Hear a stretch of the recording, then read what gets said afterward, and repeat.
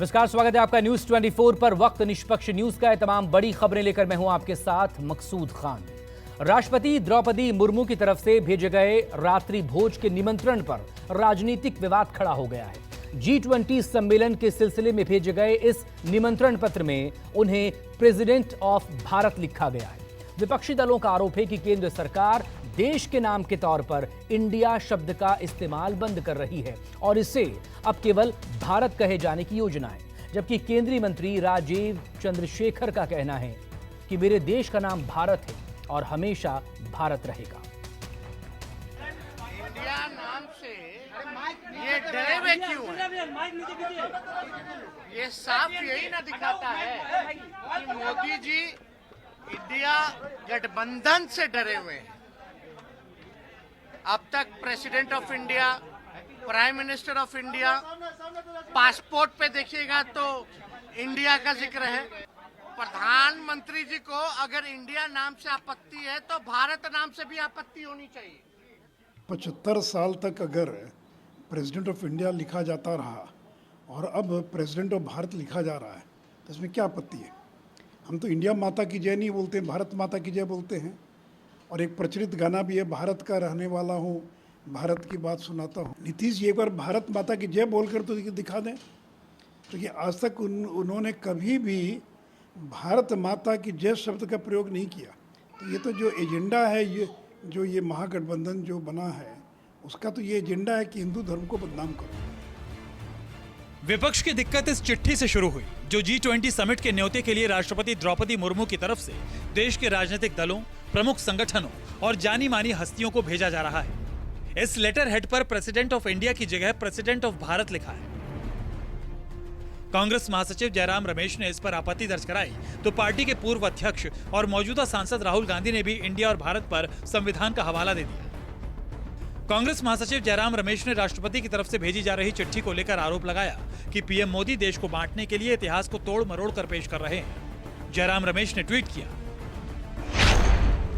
Mister Modi इतिहास से छेड़छाड़ और इंडिया यानी भारत जो राज्यों का एक संघ है को बांटते रह सकते हैं, लेकिन हम डिगने वाले नहीं हैं। आखिरकार इंडिया के घटक दलों का लक्ष्य क्या है?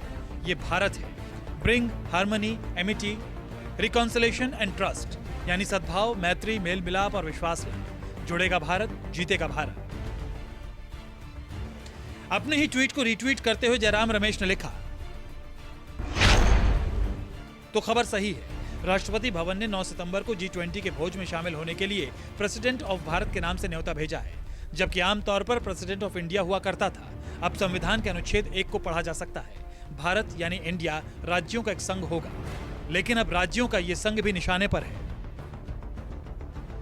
कांग्रेस सांसद राहुल गांधी ने संविधान के आर्टिकल 1 में लिखा एक वाक्य ट्वीट किया और इसी आधार पर उन्होंने एक देश एक चुनाव के विचार का भी खंडन कर दिया। इंडिया यानी भारत राज्यों का एक संघ है। एक देश एक चुनाव का विचार भारतीय संघ और इसके सभी राज्यों पर हमला है। जयराम रमेश और राहुल गांधी ने संविधान के अनुच्छेद 1 में वर्णित भारत के राज्यों का संघ होने का जिक्र किया और सोशल मीडिया पर आर्टिकल 1 ट्रेंड करने लगा। राहुल गांधी और जयराम रमेश जिस इंडिया अर्थात भारत की बात कर रहे हैं वो वाकई में संविधान के अनुच्छेद में हूबहू वर्णित है, लेकिन विवाद इसकी व्याख्या पर है, क्योंकि पहले भी जब राहुल गांधी ने भारत को राज्यों का संघ कहा था तब बीजेपी ने राहुल गांधी पर भावनाएं भड़काने का आरोप लगाया था, देश को कमजोर करने का भी आरोप जड़ दिया था। लेकिन इस बार मामला थोड़ा जुदा है, क्योंकि बीजेपी इंडिया को गुलामी का प्रतीक बता रही है तो कांग्रेस कह रही है कि मातृभूमि का नाम बदलने की साजिश है, संविधान को बदलने की शुरुआत है। ये विपक्षी गठबंधन से डर का नतीजा है। इसरो जिसने चंद्रयान का मिशन भेजा, क्या वो गुलामी का प्रतीक है? इसरो में जो आए है इंडिया, क्या उसको बदलेंगे?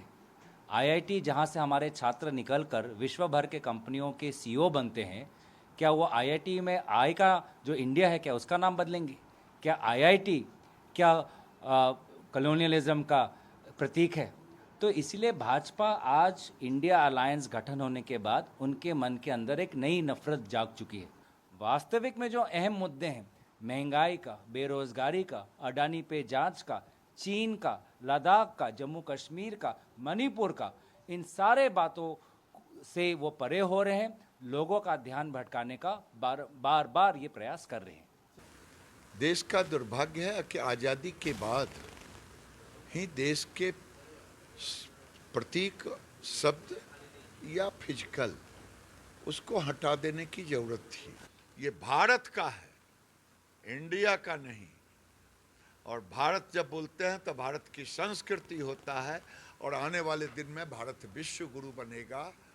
मैं आज आपको कह रहा हूं कि भारत विश्व गुरु बनेगा, अब बनेगा तो उसकी संस्कृति भी होनी चाहिए, भारत भी होनी। आपकी नफरत, आपका डर, आपकी बौखलाहट साफ है, आप इंडिया से घबराते हैं, लेकिन अब ये सनक बन चुका है। अपने देश का, अपनी माँ का नाम कौन बदलता है?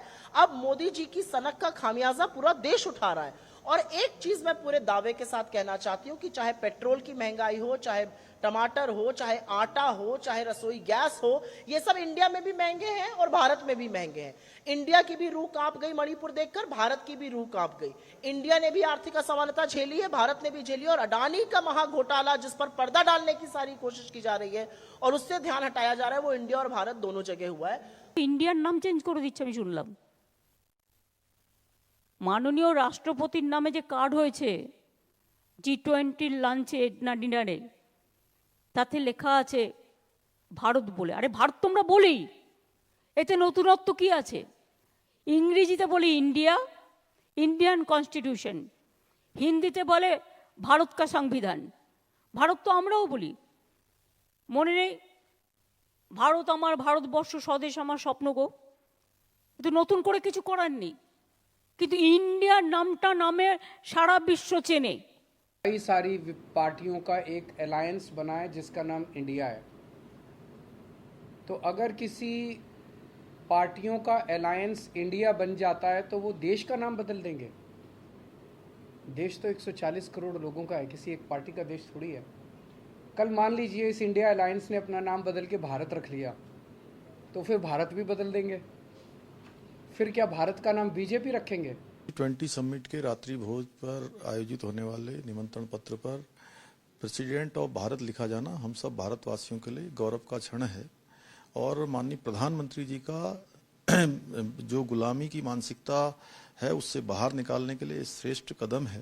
Constitution says India that is Bharat. मैं कॉन्स्टिट्यूशन कोट कर रहा हूं, India that is Bharat. Bharat हमारी परिचय है, इसको लेके हम गर्वित हैं। हम कहते हैं गर्व से कहो हम भारतीय है। तो भारत के नाम को राष्ट्रपति जी ने प्रायोरिटी में ले आया।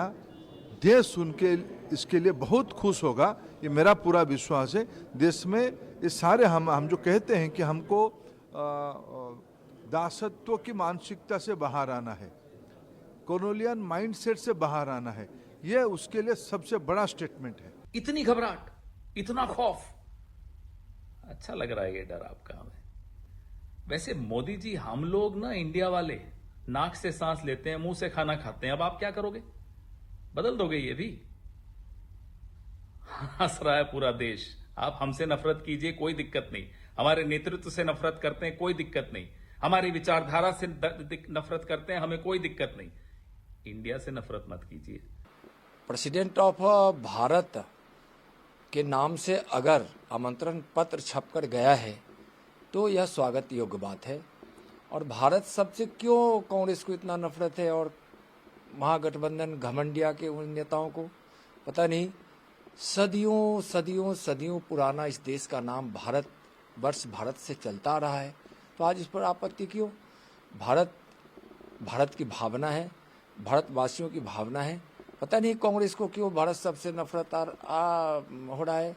अगर ये अंग्रेजी हुकूमत नहीं आती तो ये शब्द जो इंडिया है ये प्रचलन में नहीं आता। तो मुझे बहुत अच्छा लगा, मैं इसका स्वागत करता हूँ, अभिनंदन करता हूँ और महामहिम राष्ट्रपति जी को मैं अपनी कृतज्ञता ज्ञापित करता हूँ कि हमें सही मामले में हमें राष्ट्रवाद का बोध कराया है।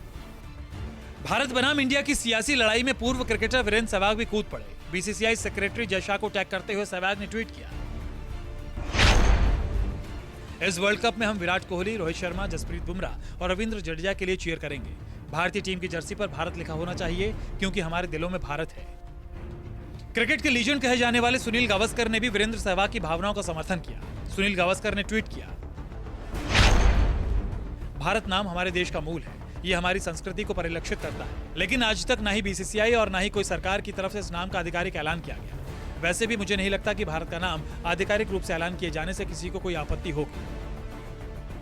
क्रिकेट के दिग्गजों के बाद भारत इंडिया विवाद में सिनेमा के दिग्गज की एंट्री हुई। बॉलीवुड के शहंशाह और सदी के महानायक अमिताभ बच्चन ने ट्वीट किया,